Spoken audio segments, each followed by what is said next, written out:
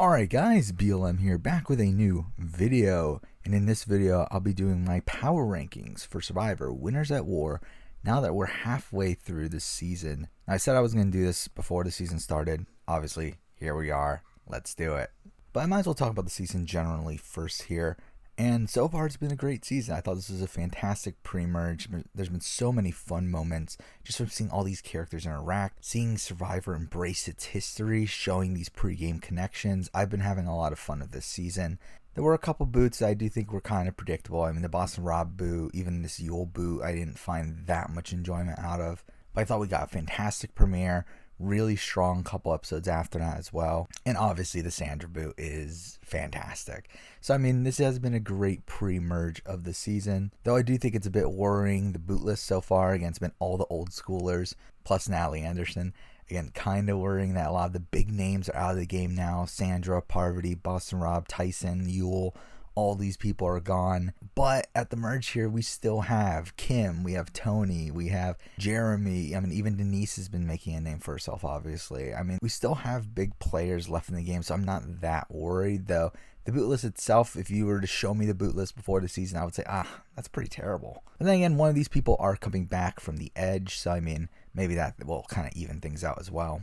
Now, obviously, I will be doing a review for Winners at War at the end of the season. I'll go a lot more in depth on these individual episodes at that point.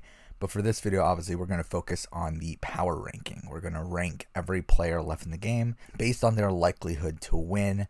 Now, I debated on whether I wanted to go fully based on like how they're doing in the game, or if I wanted to go fully based on Edgic. And instead, I'm going to kind of mix the two. So, I mean, if you're anti-Edgic, if you don't like looking at the edit and analyzing how people do based off of it, then don't watch this video, because to be honest, more than likely one of my top picks here are going to be the winner. Let's get started. Let's go through everyone in the cast here. Now, obviously, I'll start off with the person that has left the edge of extinction, and that is Sandra. Obviously, she's not going to be ranked because she's out of the game. I mean, I guess you could look at her as number 20, but whatever. But Sandra, I think this season kind of lowered my opinion of Sandra's game, if I'm being honest. I know a lot of people were supportive of her decision to leave the edge of extinction, which, I mean, to be fair, I don't mind it that much. I mean, at the end of the day, she didn't really have a chance to come back. More than likely, the challenges that were going to be there weren't things that are in her wheelhouse. At the same time, I would have liked it if she stayed, especially to have her at least on the jury, at least wait a few days to be on the jury, but whatever, who cares? But from a gameplay standpoint, I think this season really lowered my opinion of her. I think she's such a short-sighted player. And to be honest, I've been pretty low on her Pearl Islands and Heroes vs. Villains games anyway. But I think this season really emphasized for me that I just don't think she is a good long-term player. She looks at the game very short-sighted, which obviously is part of the quote-unquote everybody but me strategy, which to be honest, she doesn't even really utilize most of the time. But I mean, obviously that's what she's most known for. But we see this throughout the season where Tony would come up to her and say, hey, we should do a meat shield strategy because that's going to be better for all these big targets, to keep these big targets around. And we see Sandra say, nope, I hate Tyson. Tyson went after me. Let's go after Tyson. And then the same thing with Jeremy, where Jeremy comes up to her and does the same thing. She's like, nope, I don't like that. I'm going after Jeremy. I think she's just so short-sighted in her strategy, and I think that's amplified even more so by her move with Denise, which I think is one of the dumbest moves made by a winner in the history of the show. I mean, like, people complain about the JT move from Heroes vs. Villains. This is worse. At least JT had a massive upside if he was right. If JT was right, the heroes win out at the merge there. JT's guaranteed final 5. And with his prowess and challenges, more than likely wins the game. For Sandra here, if she's right in that Denise is working with her, she gets Jeremy or even Tony out, which is even dumber because Tony was aligned with her. Like, there's no real benefit for her here. It's like, it's a very minor gain for her for such a high risk. And also the fact that the way she played it was just so terribly. It didn't really incentivize Denise to side with her. The fact that she agreed to only take one fire token now and one fire token later just incentivized Denise to blindside her before she had to pay the other fire token. That, and also Sandra just enacted this so transactionally. She didn't really base it off of a relationship. She didn't talk to Denise as if she really liked Denise and that's why she needed to keep her. It was more so, we need to get rid of one of the boys, one of Tony or Jeremy. And again, I just feel like she played this so wrong. I feel like she played this game, like, despite her coming into the season with a massive target, and I do think it is impressive that she wasn't won the first few boots. I do think she played a lot of this season really terribly. But if she was still on the show, she wouldn't actually be at the bottom of my power rankings. I think she would to be fair, she would probably be number 19. But whatever, let's just move on to the actual list. For the actual list here, everyone here at the bottom will be on the edge of extinction. And this is what I was talking about when I said, should I look at it from a gameplay standpoint or from an edge standpoint? Because from a gameplay standpoint, the people on edge fundamentally have a much lower chance of winning. But from an edge standpoint, there are a couple people here, and to be fair, they are on the top of this list, that do have a better chance of returning to the game and still possibly could win this season.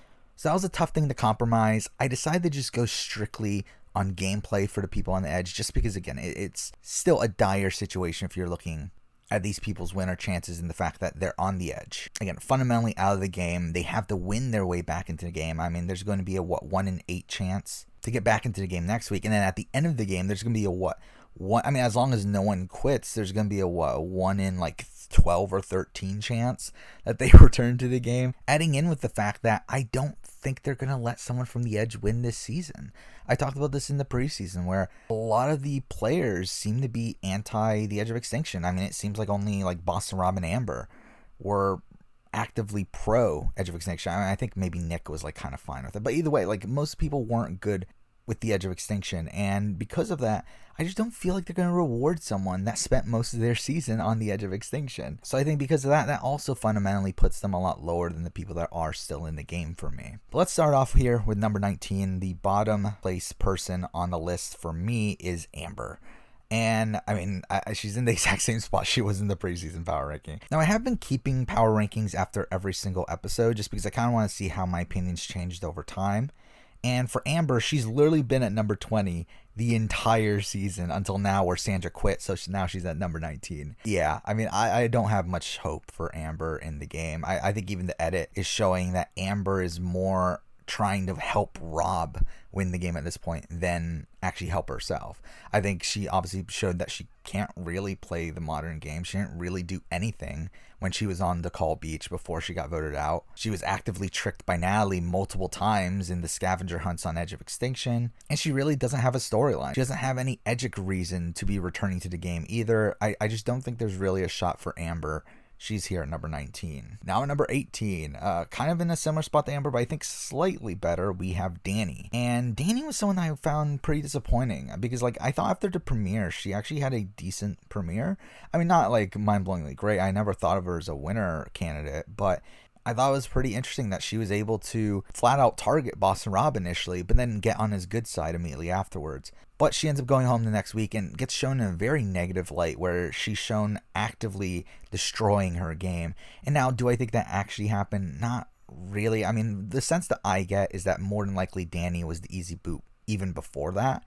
And her throwing Parvati's name out and causing all that craziness was kind of a side effect of that and obviously made things worse. But I think fundamentally she was going home anyway. But now that we're on the edge, I mean, she's been very quiet these last few episodes. She did get a bit of content immediately after she got there that seemed pretty positive, and that's the reason why I do have her above Amber. And she's had a couple quotes that make me think maybe there's a slight chance she can return from the edge.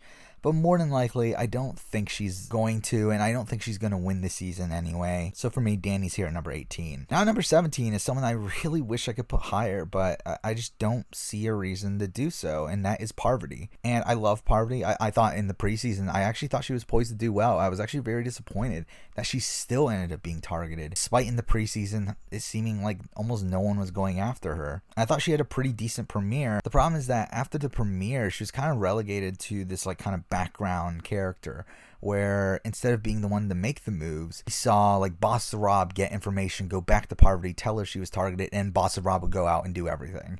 And we didn't really see Parvati do much, really. And even after the swap, we see Parvati become Michelle's best friend and kind of became just a side character the entire season until her boot episode, where I will say, I do think Parvati played the best she could of this season. I think she still has amazing reads. I do think based on the position that she was in, which was a very bad one, she played okay. But now that she's on the edge here, I just don't have much faith in her. I mean, the problem for her is that from an edge standpoint, again, there's no storyline for her. She doesn't have a storyline. We did get this confessional in the first episode about this Phoenix sort of thing, but that hasn't been followed up on at all, while we've had other people that are currently on the edge as well that seem more likely to return than Parvati and have been getting better content consistently than Parvati. I just don't really see any way that she actually comes back into the game, and even if she does, there's no way they're going to let her get to the end of the game. So for me, she's here at number 17. Now, number 16 is another person that I wish I could put higher, but I just don't see it in the cards again, and that is Ethan. And Ethan was playing so well before he got sniped out of the game. It's really disappointing that he went out fourth. I mean, we've obviously hadn't seen him since All Stars. Now that he's on the edge, to be honest, I think his story's done. I mean, to be honest, I was surprised this last episode that he did get more content, that he got more content about his cancer and all that sort of stuff, his conversation with Parvati. And that's kind of what nudged him a bit higher than Parvati for me, is that he still does have a storyline. Like, I was thinking his stuff with that log carrying challenge was actually going to be the end of his storyline. I thought he was going to be done, but he's seemingly getting more stuff. I just don't think he's going to come back to the game. I think now his content is so focused around surviving the edge of extinction. I just feel like his storyline is so based around the edge at this point that seeing him off of it doesn't really make sense from the edit. Though I do think he is one of the few people, him and probably Danny, that if they did return to the game, I think they could actually do particularly well. I mean, maybe Natalie as well. But it's like, he's not a massive target. I mean, a lot of these people that are on the edge right now were massive targets and were targeted because of that. Ethan was more so just sniped out of the game due to his relationship with Rob and Parvati. So I do think he could survive a bit longer if he does return to the game. I just don't think it's going to happen.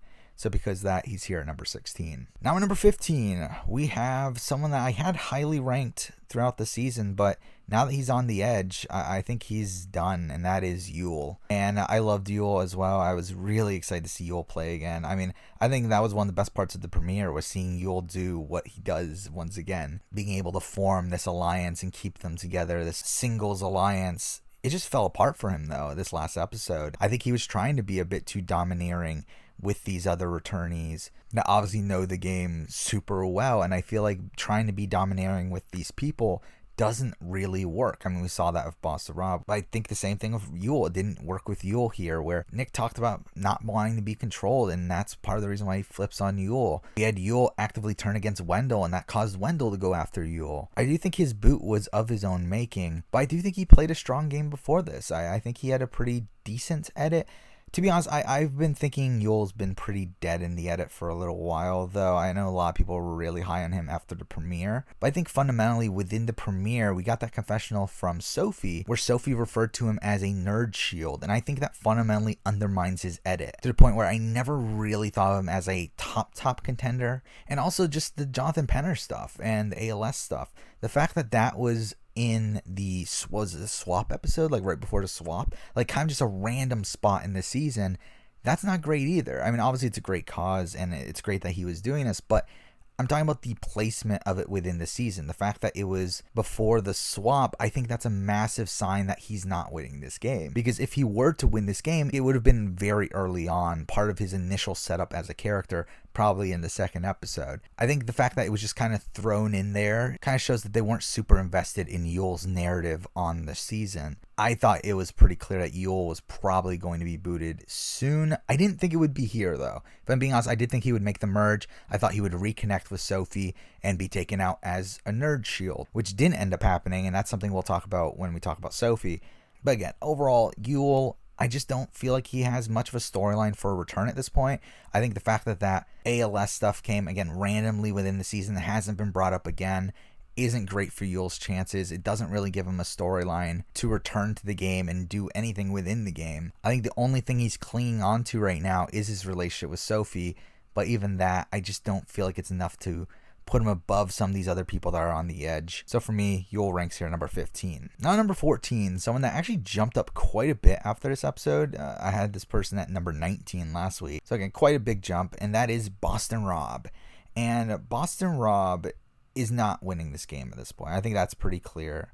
Though I do think there's a chance he returns from the edge. I think he's been getting okay content on the edge. He did obviously get 3 fire tokens this episode, which obviously could help him out in the challenge to return. So from a pure gameplay standpoint, I do think he has a chance of returning to game. I don't think he's going to win. I mean, I think it's very clear that he'll just be taken out right away.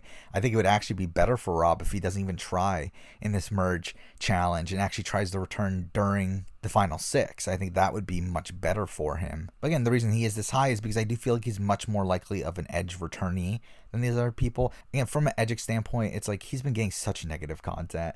I mean, the last couple episodes, he was just completely bashed by his tribe. Literally every single member, and Sophie, Sarah, Adam, Ben, talked negatively about Boston Rob. And after he was gone, there was even a segment talking about how the Wicked Witch was dead for Boston Rob. It's like, that's not great content. I think that's really damning content for him. But to be honest, I thought he had pretty good content before that. I mean, nothing winner material, but I thought his legacy was really cemented in those episodes before that, where he's still able to convince this LA tribe to dump out their bags. He's still able to put the target onto Adam, even though Boston Rob and Poverty were very clearly on the bottom.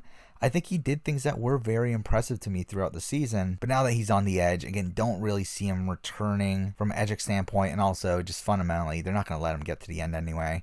He's here at number 14. Now, number 13, the second to last person from the Edge of Extinction. I think these top 2 here are very clearly the 2 most likely returnees for this next episode. Again, who knows about the final Edge of Extinction returning, because again, that's so far down the road. It could be one of the people that are still in the game. But for this next one that's coming up, this next episode, I think it's very clear it's between these 2. So number 13, I have Natalie. And again, I just think Natalie's been getting a pretty strong edit while she was on the edge, at least initially. I mean, she got a very strong edit during those first few episodes. However, ever since Tyson arrived on the Edge of Extinction, her content has completely dried up. She's gotten no content in the last 3 episodes. And considering, again, the returning challenges next episode, usually you would think they would try to set that up. So I do think because that, not great for Natalie there. I mean, I think if she were to return to the game, though, she would be in a pretty decent spot. I mean, she still has Jeremy there, obviously. She's very good friends with Michelle. She's talked about in the past about how much she loves Tony. She could align with Tony. And also, she sold Sarah the vote steal. So that's another thing. And they also both do CrossFit. So that's something else. So, I mean, like, I feel like she's in a decent spot if she does return. And I don't think it's completely off the board. I just think the person that's above Natalie is more likely at this point. Natalie has been getting a pretty decent edit, at least initially. So for me, it's enough to rank her at number 13. Now, number 12, the top person from the Edge of Extinction, I think should be pretty obvious to everyone. I think based on the edit, to me, I think he's clearly the number 1 most likely person to return, and that is Tyson. I think Tyson had a very strong premiere. I think after the premiere, he was actually my number 1 contender. I thought, despite him being on the bottom there, he got very strong content about talking about his family. We saw him get the target off his back during that initial vote, putting it on Amber. So at least there's that. But he did get a bit thrown under the bus over the next few episodes, kind of showing like almost everything that he did was wrong. He gets taken out. But in the last couple episodes, when he was on the edge, he's been getting a decent amount of content. And a lot of that being positive content as well. I mean, obviously he does end up finding the advantage in the first episode on the edge, where he does trade the fire token for peanut butter, so that's something. But we do get shown that in a positive light. It's not like it's shown as like, oh my god, what a dumb move Tyson did to buy peanut butter. It's shown as a smart move. It's shown as like, oh, this will give him energy for the challenge and that sort of stuff. It's like, it's not a negative thing there. And also in this last episode, we get more content from Tyson. Tyson's narrating the scavenger hunt, despite Boston Rob being the one to find the most fire tokens. And I think because of that, that's a great sign for Tyson. I think Tyson's almost guaranteed to be this returnee from the Edge of Extinction. The problem is I don't think he'll do well after he returns. I mean, again, I think he has the edit there for a winner. Like, I think he could be a winner candidate. And that is something I debated about, is like, to be honest, I think Tyson's a more likely winner than probably the next, 7 people we'll be talking about. But he is still on the edge, and I think even after he returns from the edge, I don't think he's in a great spot. So I just don't see how he wins the game. So because of that, I still decided to land him here at number 12, though I think his return is almost guaranteed at this point. Now we're on to the players that are still in the game, but the person who I think has the least chance of winning the game that is still in the game, at number 11, I have Wendell. And Wendell has just been thrown under the bus in the edit recently, hasn't he? I mean, to be honest, I don't think he had a great premiere to begin with. I mean, he gets this stuff about how he doesn't want to be the person that makes things anymore. That's something he did in his first season that kind of put a target on his back. but then he does the exact same thing again here. He literally makes the entire shelter. So I think that was something that was pretty bad for his edit. And then in the last few episodes, ever since Michelle came into his storyline, like, it just completely blew up his edit. I feel like he's been shown in such a negative light. And while some of it warranted, I don't know if the entirety of it is necessary. I think at this point, with the Youll boot already having happened, I think it's pretty clear that Michelle and Wendell are working together. I mean, as we saw in the last episode of the Parvati boot, where Michelle asks Wendell for permission to vote for him, I do think that's an indication that from very early on in this tribe, Michelle and Wendell were working together, which I think also means that it's a sign that the editors are throwing Wendell under the bus, and I don't think he's very long for this game. Now, do I think he's the first boot of the merge? Not necessarily. Though, to be honest, I mean, it could happen. Like, I don't think it's out of the realm of possibility, but I think he just lacks connections as well. I mean, coming into this merge, the only people we've actually seen him have a connection to are Nick and Michelle, who were obviously on his tribe, and, like, kind of Sophie. But he just took out Youll, who was Sophie's number one ally, so that's not great for him either. I mean, like, I'm not feeling great about Wendell. He's been thrown in their bus. To be honest, a lot of people have been talking very negatively about him as well. It's not even just like the editors throwing him on the bus. I mean, it's also like Nick and Youll talking very negatively about him in confessionals. And also Michelle just talking negatively about him in terms of what happened in their personal life. It's like that Wendell is just getting a terrible edit. And I just don't feel like his game is enough to warrant putting him any higher than number 11. Now at number 10, we have someone that has gotten the most rocky edit this entire season, and that is Adam. And Adam's edit is just so weird, where I think he goes from negative to positive content back and forth every episode, where he had a pretty negative premiere, but then had a very positive second episode, and again had a negative stretch the next couple episodes, but then the swap was pretty good for him, and then the next episode he's shown being on the bottom again. Again, it's all over the place. And to be honest, I think that's Adam as a player. I mean, I think Adam as a player is someone that's a bit all over the place. But if you were to put a gun to my head, say, like, where does Adam's edit lead to right now? I'm thinking merge boot. I do think he is the next person voted out. Now, if you don't know, on Survivor, typically the merge boot is someone that does get a pretty large edit in the pre-merge. Now, there are obviously exceptions, but those exceptions are either usually like big physical threats or people who kind of get sniped out of the game due to like avoiding an idle play or something like that. But I think Adam's edit is kind of fitting this merge boot sort of criteria of someone whose edit is pretty big in the pre-merge but doesn't really have many storylines to lead to a deep run in the game. Like I mean, I've seen people mention that, like, oh, I think Adam is the 0 vote finalist at Final Tribal Council. It's like, I don't see him getting that far. Like, I don't feel like his edit is really backing him up on any aspect. Like, we don't really see Adam's relationships with any of the people that are left in the game outside of Denise. And if we do, I mean, they're negative. I mean, we've seen a negative relationship between him and Ben, negative relationship between him and Sarah. We've seen Sophie kind of mock him and his bad reads. It's like he doesn't have connections at this point. He's in a very, very bad spot. But again, he does get positive content sprinkled in there at points, and it's really weird. And that's really what puts him above Wendell for me, is that he is at least being looked at positively at some points. Like, he's been given confessionals where he talks about his mom. He was given a confessional earlier on where he talks about how he has to steer Denise into doing the right move. Like, he is getting some positive content. So because of that, I don't feel like he's worse than Wendell, who has gotten pretty much no positive content. So he's here at number 10. Now number 9. At number 9 here, we have someone that I don't think is in a bad spot, but I just don't see him winning the game, and that is Nick. And a lot of that has to do with Edgic reasons. Again, like, I think from an Edgic standpoint, he has no long-term storyline. He got in the premiere that confessional about how fire tokens are going to be really important this season. And initially I was thinking, oh, that means he's probably going to do something with fire tokens. But as the season's kind of continued and he's just gotten very minimal content, I kind of realized that maybe that's just being used as an overarching thing for the season, as a sort of theme of the season, not really to benefit Nick himself. And again, like, just edgically, like, he got no content for like 3 episodes. It was until the Tyson boot where he starts to get a bit of content, but even then he's shown as like being lazy and like not really doing anything. And these last few episodes after swap have been a bit more positive. I mean, he has gotten a bit more strategic credit during these, but it's like, even then, I just think it's not enough. Like, coming into this merge, I don't think he's in a bad spot. Again, he does have the connection with Wendell. has the connection with Michelle. He possibly has the connection with Sophie. Again, they just blindside Youll, so who knows.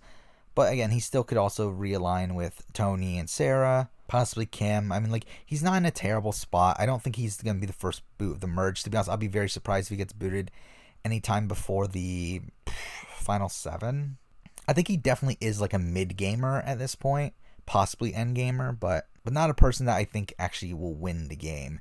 So because of that, he ranks here at number 9. Now, number 8 is someone that I kind of see a similar trajectory of as Nick, but kind of has been more prominent on the show, and that is Ben. Now, Ben is someone just like Nick. I could see him being a mid-gamer, possibly an end-gamer, but I don't really see him winning the season. But I don't also see him being like the merge boot or any boot that's like really soon. Like, I just don't think it's going to happen. But from a game standpoint, I just don't feel great about Ben. I mean, to be honest, he's not in a terrible spot. He does have Sarah and Sophie seemingly on his side. I think come the merge, they're going to get back together with like Tony and Kim, possibly align with Jeremy, and like, I don't know, I think there's going to be a majority group that I do think Ben could fall into. But again, I just don't see him winning the game. I think edgically, he's just been shown in a very, again, mixed light. He was shown very negatively in that premiere, where he's shown kind of as a doofus when talking to Boston Rob. Though I will say, I do think he has this storyline of wanting to prove that he has a social game. That could be a storyline that goes a pretty long way on this season, but again, at the end of the day, not really looking at him as a winner candidate. He lands here at number 8. Now, number 7 is someone that I had very low ranked for the entire season. This person was literally at the bottom of the people that were still in the game for a very long time, but I thought she's had a bit of a resurgence over these last couple episodes, and that's Kim. Yeah, I think Kim had a very rocky start to the season. I think those first 2 episodes were particularly bad, where first she's shown on the bottom, barely scraping by that Amber vote. And then the second episode, she's shown giving away the idol to Sophie, just for Sophie to call her an idiot for doing so, which felt like content that wasn't necessary. It felt like they were just actively throwing Kim under the bus. But I feel like in the last few episodes, I mean, pretty much since the swap, I feel like she's gotten her foot underneath her. I feel like she's starting to play the game that she originally played in One World, where in One World she was so focused on creating options, like to make the most amount of options available to her at any given point. And I feel like that's kind of what she's doing now. I mean, she's aligned with Jeremy and Denise. She still has the relationship with Tony coming into this merge. DeCall is still technically in the majority. I could see her realigning obviously with Sophie. I don't think she has a terrible relationship with Sarah. Again, like, I don't think she's in a bad spot coming into this merge. She still has an idol that, I mean, to be honest, I completely forgot about, but she still has an idol as well. I mean, like, she's not in a bad spot coming into this merge. But for me, the big sticking point for Kim, though, is just how bad of an edit she had earlier on. And I feel like if she were the winner, she wouldn't be shown in that negative of a light that early on in the season. With the recovery of her edit only happening in the last couple episodes, again, I just don't really feel great about Kim overall as a winner. Though she definitely has rebounded in my mind as a player a bit, but still not in a great spot overall as the winner of the season. So she ranks here at number 7. Now number 6 is someone that, to be honest, is a bit higher than I was expecting making this list, but I mean, I guess it does work out this way. That number 6 here, I have Denise. Denise is obviously someone that a lot of people are praising for that massive move she made the last week. Again, it is an impressive move. I do think it's incredible that she blindsides Sandra with her own idol, gets to keep a fire token, and also garners trust with Jeremy. Now, I do question whether or not she needed to play that second idol, but I mean, obviously playing the second idol 100% guarantees it, and also, as I said, garners the loyalty of Jeremy, so I don't have that much of an issue with it anymore. But the reason I have Denise at number 6, though, is because, to be honest, the edit hasn't really been backing her up. I mean, she hasn't been given a storyline. Again, like, she has no long-term storyline on this season. I do feel like her first few episodes, she was just kind of a background character of the season.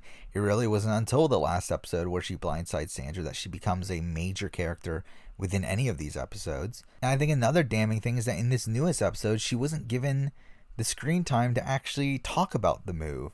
I feel like this is something that we've seen on the beach. People are talking about how massive of a move this is, but we're not seeing it from Denise's perspective. Instead, we get this confessional from Tony where he talks about, oh, how great of a move Denise made, but it's like we get nothing from Denise herself. And I think it's just very clear that outside of these circumstantial points where she needs content, like when she finds the idol or like when she blindsides Sandra, I just don't feel like Denise is a priority of the story. I don't think she's a main character of the story. So that's why Denise is as low as she is. But if we're looking at it from a pure game standpoint, I do think she's in a very good spot. Again, I think she's coming into the merge, potentially having that alliance from the new Decall. Possibly can add in some people from that, be in the majority. I think she's someone that's poised to make it at least mid-merge. Yeah, I don't know if she can scrape her way all the way to the end, but I don't think she's in a bad spot right now. But again, I just feel like her content is so circumstantial that I feel like it's tough to really place her as a top contender. So for me, she's here at number 6. Now number 5. Number 5, I have someone that I think is doing very well from a game standpoint, but I don't really feel like the edit is backing him up, and that's kind of why he's as low as he is, and that is Jeremy. And Jeremy, I think, might be in one of the best spots in the entire game.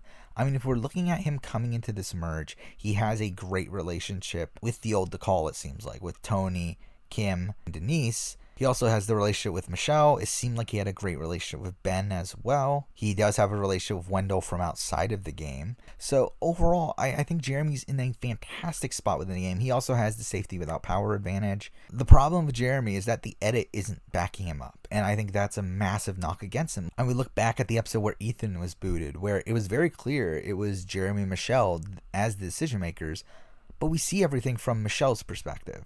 Jeremy gets almost no input from the edit on that episode, and I think that's a major knock against him. And the fact that Michelle has continued to be getting this positive content, this strategic content moving forward, I think that is a bad sign for Jeremy in showing that Michelle is just a more important character to the season than Jeremy is. I also feel like just in terms of personal content, he hasn't really been given much either. Like, he hasn't really been given much of a storyline on this season. I mean, I guess if you want to consider like him getting revenge for Natalie, but that hasn't really been referenced since that first episode.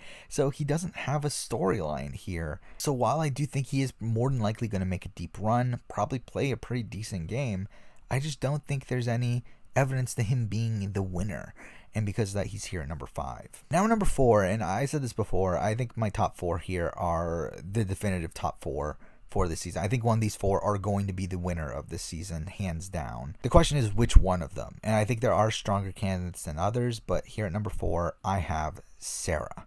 And I was really surprised by Sarah on this season. I think this season really, so far at least, cements Sarah's legacy as one of the best players of all time. Again, like I think we saw in Cagayan that she had a lot of potential, but kind of just blew up her own game at the merge. But then in Game Changer, she just decimated that game. And then here at Winners at War, we're seeing her play pretty well again. Like, we're just seeing how strong she is at making social bonds. And the fact that that has gotten the target off of her back, this massive target she had coming into the season, I think that's very, very impressive. We've also been getting a good amount of content from her. And again, I just think she has a decent chance of winning the season at this point, especially if we're looking at just a game standpoint. Again, just from a game standpoint, she has Tony. She has Sophie. She probably has Ben. That's a decent foundation. Through that, we can also add in the other Decall members. Possibly even add in Jeremy and Denise. And at that point, like, are Sarah and Tony the center of the game? Like, are they going to run this game? I really hope so. So again, she's looking great on a game standpoint. Though from an Edgic standpoint, I have a couple reservations, and that's the reason why she isn't higher than the other 3, is I feel like she had a very weak premiere. But again, by episode 2, she does have that connection with Tony that gets emphasized. And since then, she's had a pretty decent run. But again, the bad premiere, I think that's a major knock against her. Essentially, within the first 2 hours of the show, she had no real content, no actual introduction onto the season. So that's a knock for me. She's here at number 4. At number 3 is someone that I can't believe I have this person at number 3, but I'm so happy I do, and that's Tony. I'm so happy Tony's doing so well in this season. I mean, is he though? I think that's the problem. I think that's the problem Tony's at it, and why he is here at number 3 is because I feel like from a pure game standpoint, I don't think he's playing as well as what the edit would say. Or not necessarily what the edit would say, but what Edgic is telling us. Because if we look at his game, we see him being really erratic every single time they're about to go to tribal. We see him try to save Tyson, but completely fail at that. We have these really crazy character moments of him seeing like the baby shark stuff and him in his ladder. It's like this stuff's all ridiculous. And even now we're seeing that he's on the bottom of this Decall group. and that he was also just completely on the outs during the Sandra boot.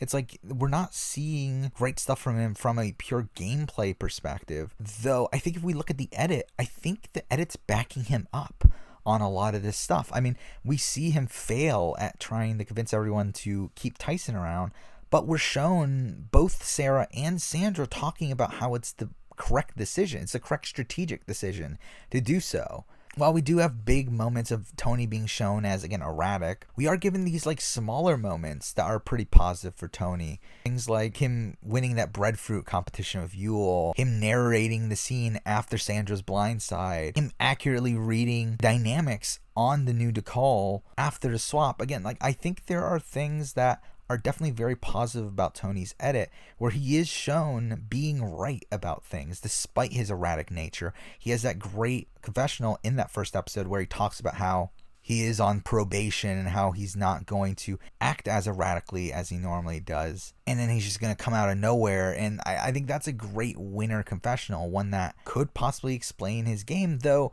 I do think the edit is kind of contradicting that by showing him being erratic. And I think that's one of the biggest problems with Tony's edit here, is that while there are so many things within the edit that are backing him up, there's like a couple things that kind of knocks him back down. And I think a lot of those things have to do just Tony being Tony, but it's tough to completely ignore those things. Though again, as I said, I think coming into this merge, I think Tony's actually in a really good spot. I mean, outside of him being Tony and him being just a massive target in general, I think he's coming into this merge with so many connections. And he has the old decal that are in the majority right now. Obviously, he has that final two alliance with Sarah. He has the relationship with Jeremy, kind of has one with Denise, we'll see. At least he talked very positively about Denise in his confessional, so I do think that's a sign that they do end up working together, come into the merge. I think overall, I think Tony's in a very good spot coming into this merge, but his edit is just all over the place. I think it's mostly positive than negative, but there are some negative bits to it. For me, I feel like 3 is probably the right spot for him for now. Number 2 is someone that I had very low ranked after the premiere.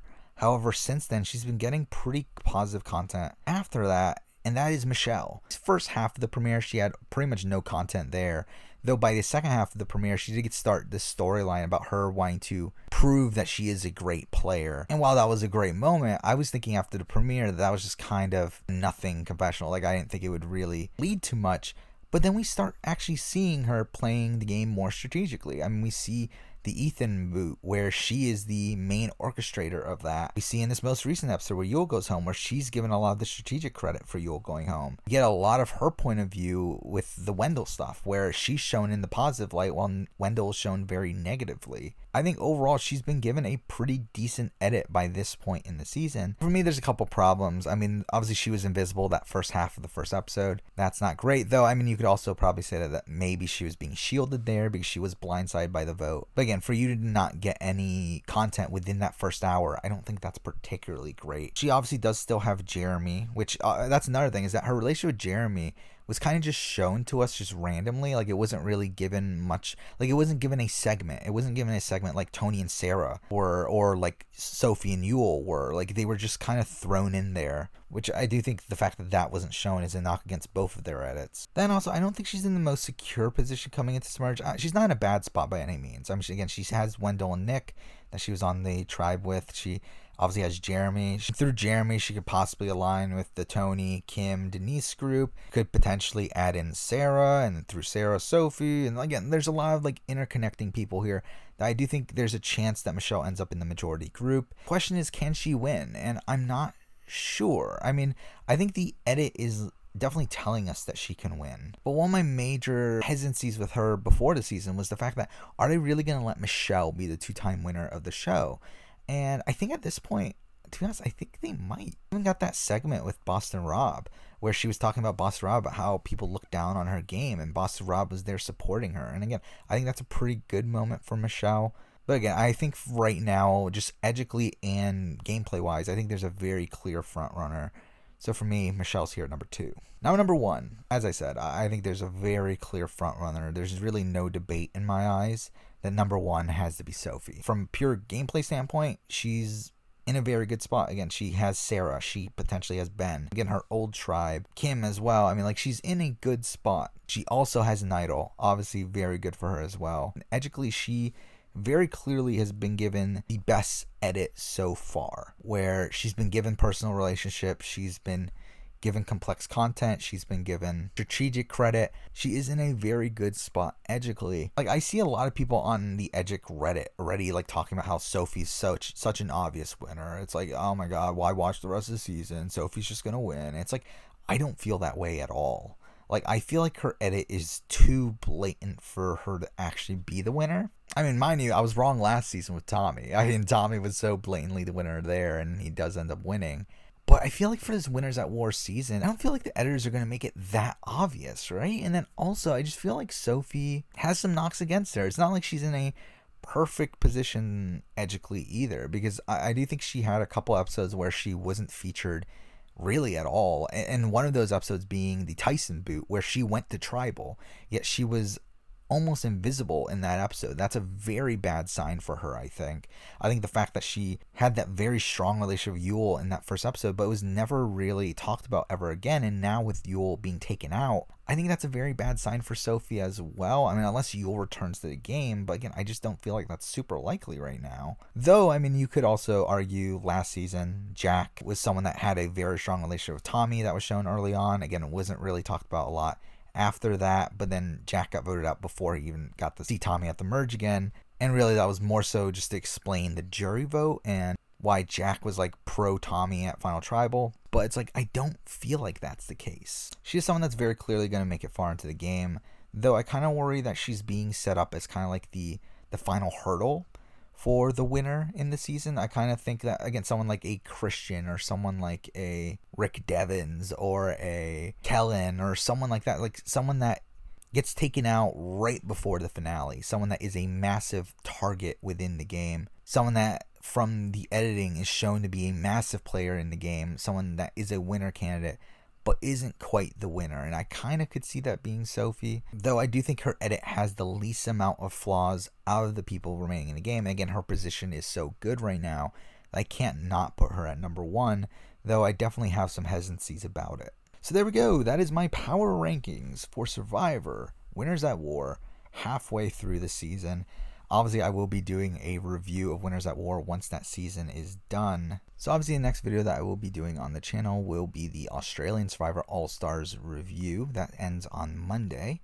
So I'll try to have the video out by Wednesday if I can. If I can't, then oh well, but I'll try to get it out as quickly as possible. The video immediately after that will have to be the Big Brother Canada 8 review, because if you do not know, Big Brother Canada 8 got canceled. And the final episode will be airing on April 1st, which is Wednesday, so I'll try to have that video out by Saturday.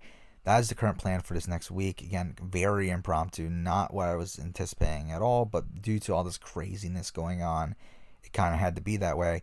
But that's the video. That's my mid-season power rankings for Survivor Winners at War. Thank you for watching.